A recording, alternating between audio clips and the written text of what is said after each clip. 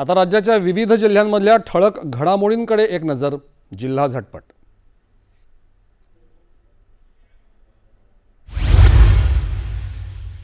बीड जिल्ह्यातील धर्मापुरी वनक्षेत्रात अज्ञातांकडून मुदतबाह्य औषधांची पोती टाकल्याचा धक्कादायक प्रकार उघड. चौकशीची मागणी.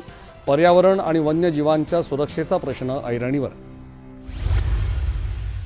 यवतमाळ जिल्ह्यात उमरखेड तालुक्यातील ढाणकी इथे स्मार्ट मीटर आणि अवाजवी वीज बिलांविरोधात सर्वपक्षीय मोर्चा. 35 ते 40 आंदोलकांना ताब्यात घेण्यात आलं. प्रशासनाच्या आश्वासनानंतर आंदोलन मागे. चंद्रपूर जिल्ह्यातील वरोरा तहसील कार्यालयात शेतजमिनीच्या रस्त्याच्या प्रश्नावर शेतकऱ्यांचं थेट बैलबंडी आंदोलन. मागण्या मान्य न झाल्यास आंदोलन तीव्र करण्याचा इशारा. ठाणे जिल्ह्यात बाळकोम इथे प्रस्तावित ॲमेझॉन डेटा सेंटरला स्थानिक नागरिकांचा तीव्र विरोध.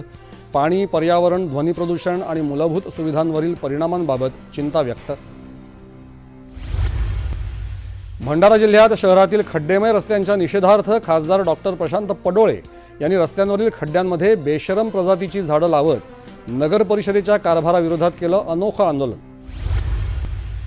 नागपूर शहरात येणाऱ्या आषाढी एकादशी निमित्त आयोजित वारकरी दिंडीत 50 शाळांमधील 3000हून अधिक विद्यार्थ्यांचा उत्स्फूर्त सहभाग.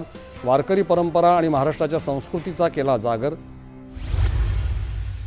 आणि राज्याचे अन्न आणि औषध प्रशासन आयुक्त तुकाराम मुंढे यांच्या प्रेरणादायक जीवन प्रवासावर आधारित पत्रकार शफी पठाण यांनी लिहिलेल्या तुकाराम या पुस्तकाचं पुण्यामध्ये प्रकाशन.